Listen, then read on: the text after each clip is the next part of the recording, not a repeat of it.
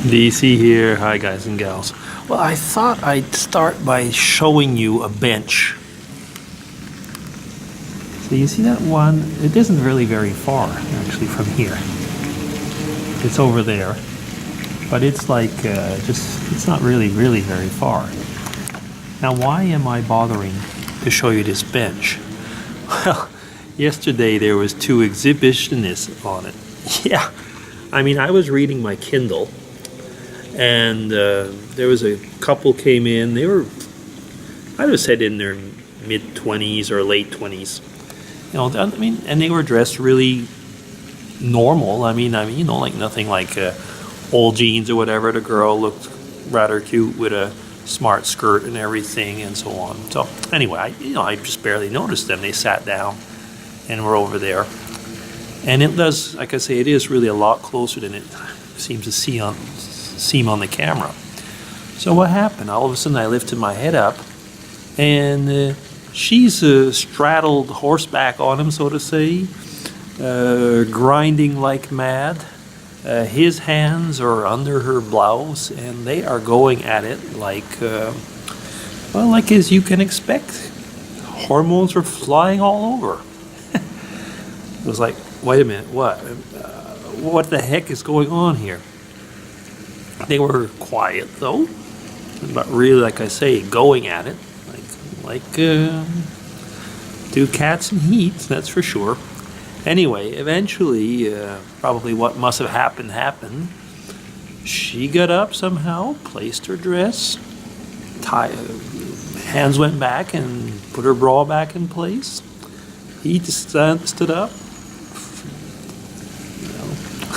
pulled up his fly, and they each held hands, smiled to each other, and walked off. Now, were there many people here? Well, I was here. There was another guy sitting over at the, I'm not going to film in his direction. He was there as well. There's an African guy that comes and eats here every lunch as well. And luckily this time they weren't the kids. Very often there's children around here. I wonder if they'd have been just as, but they just like us. Like I say, they went at it like wild. And I was reading. I didn't know what was going on at first. Certainly did after a while though. Anyway, I mean, I have seen a lot of, let's say, funny behavior on the trains, but it was usually people that didn't realize that you were watching them. Once somebody did. But aside from that, usually it was people that thought they were gonna, they were on their own and nobody was seeing them. No, actually twice, yeah, a couple of times I had exhibitionists on the train. But it was really quite rare.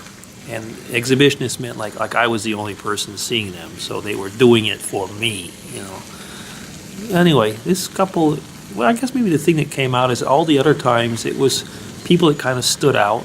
And this one, I mean, they would not have stood out in the crowd. They just looked so to say, normal. Now, it was kind of funny. Almost hoping they're going to be there today. Okay, DC signing off for the moment. Take care. Bye-bye, everybody. Well, DC here again. I'm back.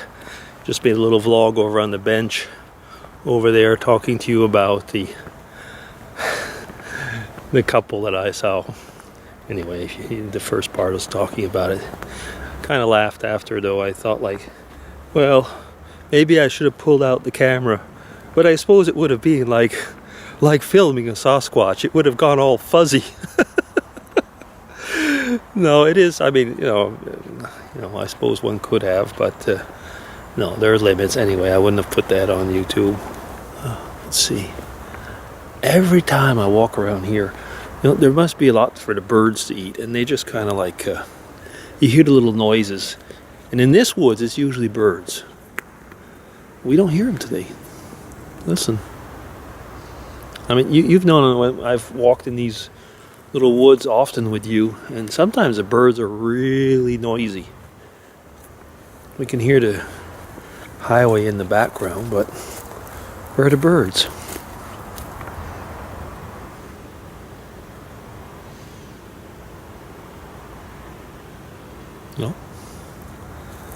No. I mean, it's not usually because I'm around that they stop making noise, but they're very quiet today. Strange. I do hear a few. I started reading a book that's very popular in America right now called Hillbilly Elegy.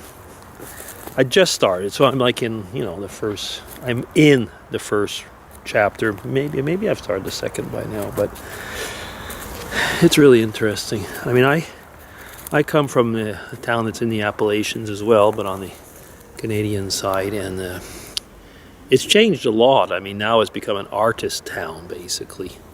But when I was a kid, and the surroundings of that part, I was just reading there, and it was like, wow, a lot of this is very much me, and I know the story is the guy got out, basically went and studied in Yale, and I was thinking, well, it's a very similar story. I mean, in a way, I got out and did a PhD and living in Switzerland now, but the roots are there. I mean, I was listening and reading what he was saying, and it was very touching for me. I mean, he was talking about certain uncles and so on, and I can think of family from one side came in a place called Mansonville. You can look that up. I mean, it's a little town, but in the countryside around there. And I mean, we had Uncle Duke, Uncle Skinny, Uncle Chick, and Uncle Charlie, and so on. And I was just looking at that, and the family would work at the bobbin mill, and